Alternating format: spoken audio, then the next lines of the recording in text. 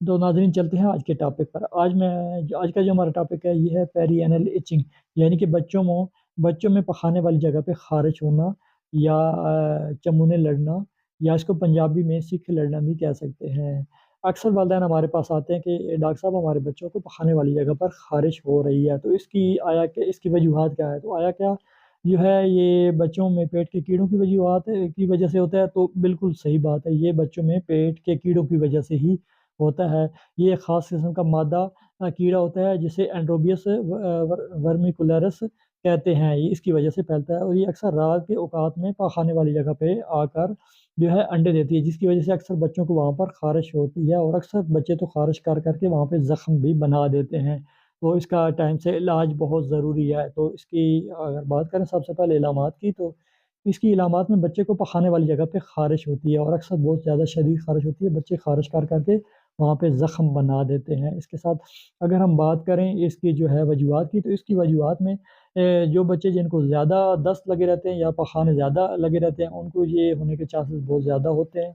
इसके साथ जो बच्चे जो हैं जिनको कब्ज़ ज़्यादा रहती है, उन बच्चों को भी ये बीमारी होने के बहुत ज़्यादा चांसेस होते हैं। इसके साथ जिन बच्चों की सफाई-सुथराई का सही ख़्याल नहीं रखा जाता, या जो बच्चे वॉशरूम के बाद सही अच्छे तरीके से अपने हाथ वगैरह साबुन से या पखाने वाली जगह सही साफ़ नहीं की जाती, उनको भी होने के चांसेस ज़्यादा होते हैं। इसके साथ जो जो बच्चे जिनको टाइट कपड़े पहनाए जाते हैं, या जो है वो उनको अच्छे और हवादार कपड़े नहीं पहनाए जाते, उनको भी ये चांसेस इसके होने के चांसेस ज़्यादा होते हैं। उसकी वजह ये होती है कि पखाने वाली जगह पे नमी ज़्यादा होती है और उसमें जो है नमी जब नमूदार होती है, तो इन कीड़ों को जो है ना जो है दाखिल होने का मौका मिल जाता है। तो आप कोशिश करें कि बच्चों को हवादार और कॉटन वाले कपड़े पहनाएँ, ताकि जो है वो और इसके साथ बच्चों की सफाई-सुथराई का ख़्याल रखें, ताकि जो है वो जो बच्चे हैं वो इस बीमारी से बच सकें।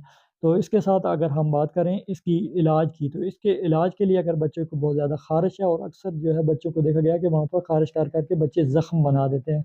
तो उसके लिए आपने 1% हाइड्रोकॉर्टिज़ोन क्रीम या 3 से 4 दिन के लिए आप बच्चे को अप्लाई कर सकते हैं। इसके साथ जो है बच्चे को अगर जो है मेबेंडाज़ोल जो कि मार्केट में ईज़िली अवेल होता है, जो कि वर्मोक्स के नाम से आ रहा है, 1 साल से ज़्यादा जो उम्र का बच्चा है, उसको आपने 1 चम्मच सुबह, 1 शाम आपने 3 दिन ये डोज़ देनी है। इसके साथ ये जो डोज़ है 2 हफ्ते का वक़्फ़ा देके फिर आपने दोबारा 1 जो है फिर दोबारा रिपीट करानी है। 1 चम्मच सुबह, 1 शाम 3 दिन आपने फिर दोबारा देनी है। इसकी वजह ये है कि अगर उसमें कोई कीड़े रह गए हैं, कोई बचे-खुचे रह गए हैं, तो वो भी इससे ख़त्म हो जाएँगे। इसके साथ अगर बच्चे को पार्टी वाली जगह पे ज़्यादा या पखाने वाली जगह पे ज़्यादा दर्द है, तो आप उसको वक़्ती तौर पे पेन को कम करने के लिए ज़ाइलोकेन जो है करें जेल लगा सकते हैं। इसके साथ अगर बच्चे को ख़ारिश बहुत ज़्यादा है और उसने ख़ारिश कर के ज़ख्म बनाए हैं, तो आप उसको साथ एंटी एलर्जी मार्केट में जो कि ईज़िली अवेल है, जैसे कि रिजेक्स, सिट्राज़ीन्स या सॉफ्टन या टी डे के नाम से सिरप आ रहे हैं, वो आप जो है उसको उम्र के हिसाब से जो है वो आप जो है दे सकते हैं। इसके साथ जो है बच्चे को अगर ज़्यादा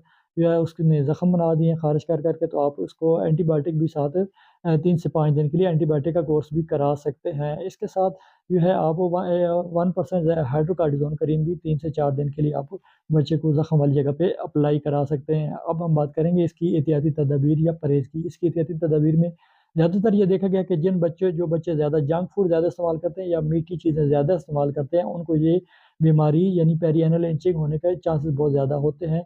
यानी कि उनको चमूने बहुत ज़्यादा लड़ने के चांसेस होते हैं। तो इसलिए आप बच्चों को कोशिश करें कि उनको जंक फूड या जो है मीठी चीज़ें कम से कम इस्तेमाल कराएँ, तो इससे आपके बच्चे इस बीमारी से बच सकते हैं। उम्मीद करता हूँ आपको मेरी आज की वीडियो अच्छी लगी होगी। अगर ये वीडियो अच्छी लगे तो इसे लाइक, शेयर और सब्सक्राइब ज़रूर करें, ताकि आपको इस तरह की मज़ीद मालूमाती वीडियोज़ मिल सकें। तो भाई को दुआ में याद रखिएगा। तो मिलते हैं किसी और दिन किसी और टॉपिक के साथ। अल्लाह हाफ़िज़।